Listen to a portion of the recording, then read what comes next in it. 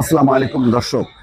বাংলাদেশের টলটলায়মান রাজনীতি আগেই আপনাদেরকে বলেছি, যে কোনো মুহূর্তে যে কোনো ঘটনা ঘটতে পারে। প্রধান উপদেষ্টা শনিবারে পদত্যাগ করবেন বা যে কোনো মুহূর্তে তিনি পদত্যাগ করবেন। গতকালকেই তিনি পদত্যাগের খসড়া রেডি করেছিলেন জাতির উদ্দেশ্যে ভাষণে। তিনি কেন পদত্যাগ করছেন, কি তার উদ্দেশ্য ছিল এবং তার বিস্তারিত তিনি বর্ণনা দিয়ে তিনি পদত্যাগ করবেন। এবং উপদেষ্টাদেরকে বলেছেন, যমুনায় যে 4 ঘন্টার দীর্ঘ বৈঠক হয়েছে সেখানে বলেছেন যে তাদেরকেই অন্তর্বর্তী সরকার গঠন করে এগিয়ে যাওয়ার জন্য তিনি এই নির্বাচনের দায়িত্ব নেবেন না। আজকে একটি গুরুত্বপূর্ণ ফেসবুক পোস্ট পাওয়া গেল দর্শক, সেটি হচ্ছে ফয়েজ আহমেদ তোয়েব। তিনি বলছেন যে প্রধান উপদেষ্টা পদত্যাগ করবেন না। কেন এই পরিস্থিতি দর্শক তা নিয়ে বিশ্লেষণ করব, তবে তার আগে অনুরোধ করছি যারা ভয়েস বাংলা এই চ্যানেলটি এখনো সাবস্ক্রাইব করেননি তারা সাবস্ক্রাইব করবেন এবং লাইক শেয়ার দিয়ে ভয়েস বাংলার সঙ্গেই থাকবেন। আসুন আমরা দেখি, যুগান্তর পত্রিকায় কিছুক্ষণ আগে একটি শিরোনাম এসছে, প্রধান উপদেষ্টা পদত্যাগ করবেন না। অন্তর্বর্তী সরকারের প্রধান উপদেষ্টা অধ্যাপক ডক্টর মোহাম্মদ ইউনূস পদত্যাগ করবেন না। তার ক্ষমতা প্রয়োজন নেই, কিন্তু বাংলাদেশের জন্য ডক্টর ইউনূসের প্রয়োজন আছে। শুক্রবার নিজের ফেসবুক পেজে প্রধান উপদেষ্টার আইসিটি বিষয়ক বিশেষ সহকারী ফয়েজ আহমেদ তোয়েব এমন কথা বলেন। সেই সঙ্গে তিনি সরকারকে রাজনৈতিক দলগুলোর সঙ্গে আরো নিবিড়ভাবে নিয়মিত আলোচনায় বসতে, তাদের মতামত নিতে এবং কোনো ধরনের বিচ্ছিন্নতা এড়িয়ে চলার পরামর্শ দিয়েছেন ফয়েজ আহমেদ। এটা দর্শক খুবই গুরুত্বপূর্ণ ছিল। আমি বারবার বলছি, বাংলাদেশের প্রধান রাজনৈতিক দলগুলো এক একটা প্রতিষ্ঠান, বিএনপি, জামাত ইসলাম সহ আরো যে রাজনৈতিক দলগুলো, তাদের দীর্ঘ রাজনৈতিক অভিজ্ঞতা আছে, তারা প্রতিষ্ঠান হিসেবে দাঁড়িয়েছে।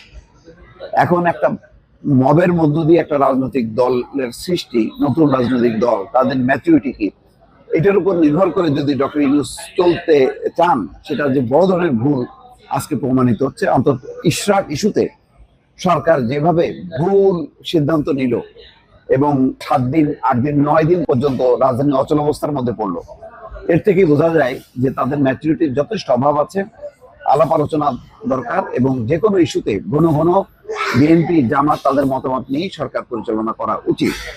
এই বিষয়টি কেন সচেতনভাবে তিনি এড়িয়ে যাচ্ছেন এবং সেটা যে একটা সংকট তৈরি করলো, আজকে কিন্তু সেই কথাটি ফয়েজ আহমেদ তোয়েব তার ভেরিফাইড ফেসবুক পেজে তুলে ধরলেন। ফয়েজ আহমেদ তোয়েবের ফেসবুক পোস্টটি যেটা বলা হচ্ছে যে প্রধান উপদেষ্টা পদত্যাগ করবেন না। অধ্যাপক ডক্টর মোহাম্মদ ইউনূসের ক্ষমতার প্রয়োজন নেই, কিন্তু বাংলাদেশের জন্য, বাংলাদেশের শান্তিপূর্ণ ডেমোক্রেটিক ট্রানজিশনের জন্য ডক্টর মোহাম্মদ ইউনূসের দরকার আছে। বরং ক্যাবিনেটকে আরো গতিশীল হতে হবে, সরকারকে আরো বেশি ফাংশনাল হতে হবে, উপদেষ্টাদের আরো বেশি কাজ করতে হবে, দৃশ্যমান অগ্রগতি জনতার সামনে উপস্থাপন করতে হবে। এই ব্যাপারে কোনো দ্বিমত থাকতে পারে না। আমাদের দেখতে হবে যে গণঅভ্যুত্থান পরবর্তী জনতার সম্মতিতে ক্ষমতায় এসে প্রফেসর সাফল্য দেখিয়েছেন। বিশ্ব সম্প্রদায়ের কাছে ডক্টর মোহাম্মদ ইউনূসের সম্মান আছে, এটা রক্ষা করা আমাদের দায়িত্ব।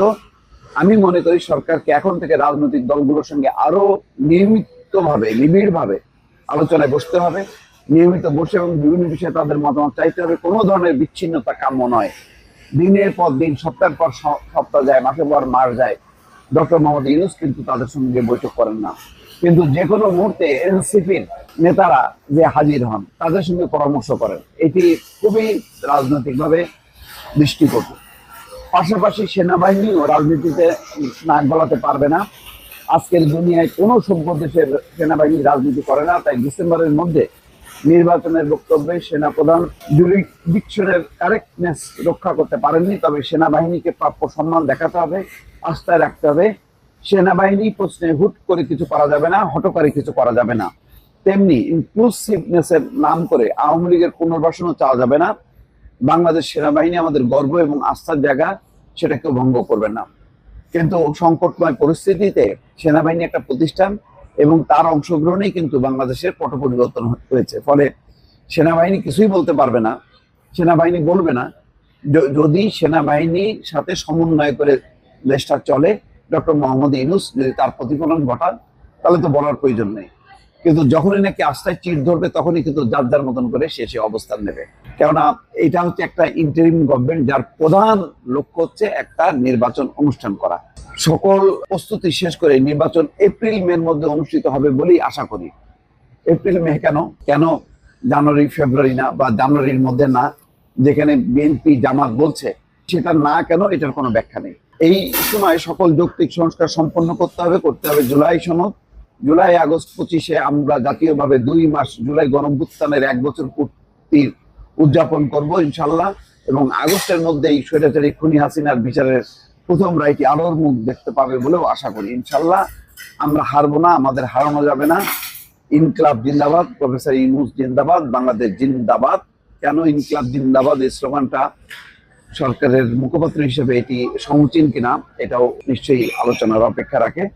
এটি সরকারের সাথে সংশ্লিষ্ট কোনো বক্তব্য ব্যক্তি দিতে পারেন কিনা সেটা একটা প্রশ্ন, তবে হয়তো তিনি নিজের দায়িত্ব থেকে এই স্লোগানটি দিয়েছেন। যাই হোক, সেটা বিতর্ক না। মূল কথা হলো এখন একটা সংকটজনক পরিস্থিতিতে একটা সর্বদলীয় বৈঠক, যেটা জামাতে ইসলাম বলেছে, এটা খুবই প্রয়োজন। এই ব্যাপারে কোনো দ্বিমত নেই। দর্শক ভালো থাকবেন, আল্লাহ হাফেজ।